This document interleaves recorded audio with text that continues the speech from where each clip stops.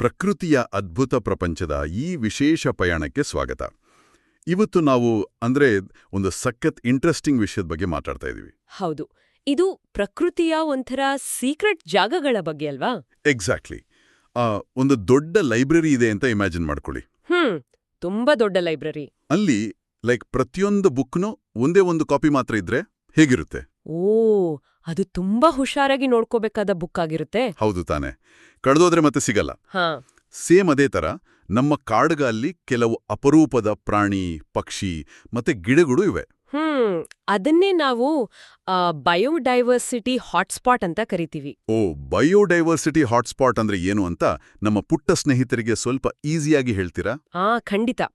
Like ಹಿಮಾಲಯದ ಅಪರೂಪದ ಹೂವುಗಳಿರ್ಬೋದು, ಅಥವಾ ನಮ್ಮ ವೆಸ್ಟರ್ನ್ ಘಾಟ್ಸ್ನಲ್ಲಿಯೋ ದೊಡ್ಡ ಜರಿ ಗಿಡಗಳು ಇರ್ಬೋದು. ಇವುಗಳನ್ನ ಫ್ಲೋರಾ ಅಂತಾರೆ. ಫ್ಲೋರಾ ಅಂದ್ರೆ ಗಿಡ ಮರಗಳು ಅಲ್ವಾ? ಹೌದು. ಮತ್ತೆ ಫಾನಾ ಅಂದ್ರೆ ಪ್ರಾಣಿಗಳು, ಅಂದ್ರೆ ಕಾಡಲ್ಲಿರೋ ಪ್ರಾಣಿಗಳು. ಕರೆಕ್ಟ್. ಲೈಕ್ ಮೇಕೆ ತರ ಕಾಣೋ ನೀಲ್ಗಿರಿ ತಾಹರಾಡಿರ್ಬೋದು, ಅಥವಾ ಪರ್ಪಲ್ ಫ್ರಾಗ್. ಪರ್ಪಲ್ ಕಪ್ಪೆ? ವಾವ್, ನಾನು ಯಾವತ್ತೂ ನೋಡಿಲ್ಲ. ಹೌದು, ಇವು ಪ್ರಪಂಚದಲ್ಲಿ ಬೇರೆ ಎಲ್ಲೂ ಸಿಗಲ್ಲ.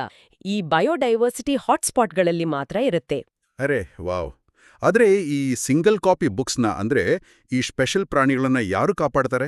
ಯಾರು ಅಂತ ಅಂದ್ರೆ ಆ ಕಾಡಿನಲ್ಲೇ ಇರೋ ನಮ್ಮ ಕಾಡಿನ ಫ್ರೆಂಡ್ಸ್. ಓ, ಅಲ್ಲಿ ವಾಸ ಮಾಡೋ ಜನನಾ? ಹೌದು. ಅವರೀಗ ಆ ಕಾಡು ಲೈಕ್ ಒಂದು ದೊಡ್ಡ ಸೂಪರ್ ಮಾರ್ಕೆಟ್ ಹಾಗೆ. ಸೂಪರ್ ಮಾರ್ಕೆಟ್ ಅಂದ್ರೆ ಅಲ್ಲಿಂದ ಚಾಕ್ಲೇಟ್, ಬಿಸ್ಕೆಟ್ ತರ್ತಾರಾ? ಚಾಕ್ಲೇಟ್ ಅಲ್ಲ, ಆದ್ರೆ ಜೇನ್ತುಪ್ಪ, ಹಣ್ಣುಗಳು ಮತ್ತೆ ಹುಷಾರಿಲ್ಲ ಅಂದ್ರೆ ಔಷಧಿ ಎಲ್ಲ ತರ್ತಾರೆ. ಅದು ಅವರಿಗೆ ಫಾರ್ಮಸಿ ಕೂಡ ಹೌದು. ಆದ್ರೆ ಡೈಲಿ ಕಾಡಿಂದ ವಸ್ತುಗಳನ್ನ ತರ್ತಾ ಇದ್ರೆ ಕಾಡು ಖಾಲಿಯಾಗಲ್ವಾ? ಲೈಕ್ ನಮ್ಮ ಮನೆ ಫ್ರಿಜ್ ಖಾಲಿಯಾಗೋ ತರ?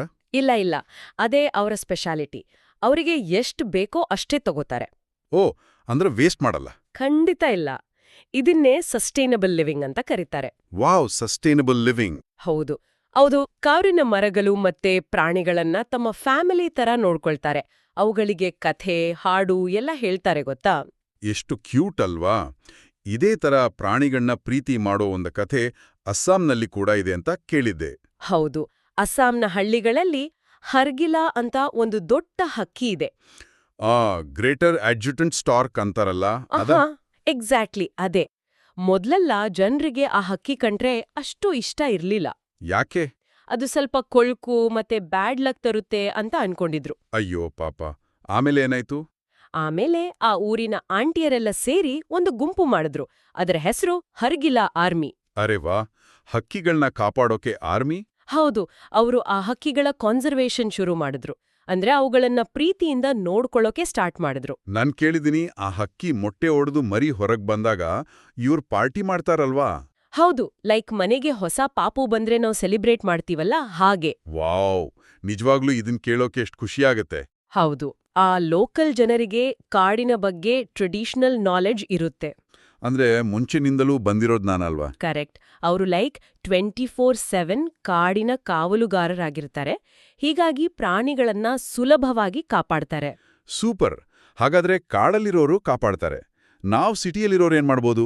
ನಾವು ಕೂಡ ನಮ್ಮ ಮನೆ ಸುತ್ತಮುತ್ತ ಸಣ್ಣ ಸಣ್ಣ ಹೂವಿನ ಗಿಡಗಳನ್ನ ಬೆಳೆಸಬಹುದು. ಓ, ಅವಾಗ ಜೇನುನೊಣ, ಚಿಟ್ಟೆ ಎಲ್ಲ ಬರುತ್ತಲ್ವಾ? ಹೌದು. ಅವರಿಗೂ ನಾವು ಹೆಲ್ಪ್ ಮಾಡಿದ ಹಾಗೆ ಆಗತ್ತೆ. ಕರೆಕ್ಟ್. ಹಾಗಾದ್ರೆ ಇವತ್ತಿನ ಈ ಡಿಸ್ಕಷನ್ ಮುಗಿಸೋ ಮುನ್ನ ನಾವೆಲ್ಲರೂ ಒಂದು ಯೋಚನೆ ಮಾಡೋಣ. ಏನು ಅಂತ? ನಮ್ಮ ಮನೆ ಹತ್ರ ಅಥವಾ ನಮ್ಮೂರ್ನಲ್ಲಿರೋ ಯಾವ ಪುಟ್ಟ ಪ್ರಾಣಿ ಅಥವಾ ಪಕ್ಷಿನ ನಾವು ನಮ್ಮ ಬೆಸ್ಟ್ ಫ್ರೆಂಡ್ ಮಾಡ್ಕೊಂಡು ಕಾಪಾಡಬಹುದು? ಲೈಕ್ ಗುಬ್ಬಚ್ಚಿ ಇರ್ಬೋದು, ಅಥವಾ ಅಳಿಲು ಇರ್ಬೋದು. ಹೌದು.